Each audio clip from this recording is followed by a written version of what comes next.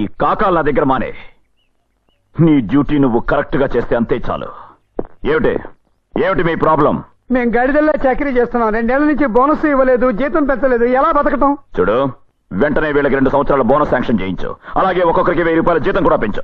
Sudden గా మనం జీతాలు పెంచడానికి వీల్లేదు సార్. అలా పెంచితే మనం నెత్తిని చెంగేసి పోవాల్సిందే. హర్ష, వీడిని ఎక్కడి నుంచి తీసుకొచ్చావు?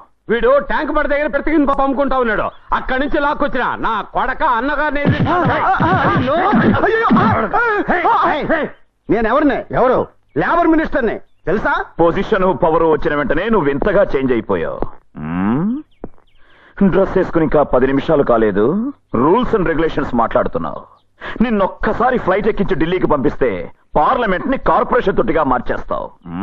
5 సంవత్సరాలు సీట్లో కూర్చుంటే ఈ అసెంబ్లీనే మా బాబుది, నే కదలనంటూ ఫెవికాల్ రాసుకుని పర్మనెంట్ గా అక్కడే సెటిల్ అయిపోతావు.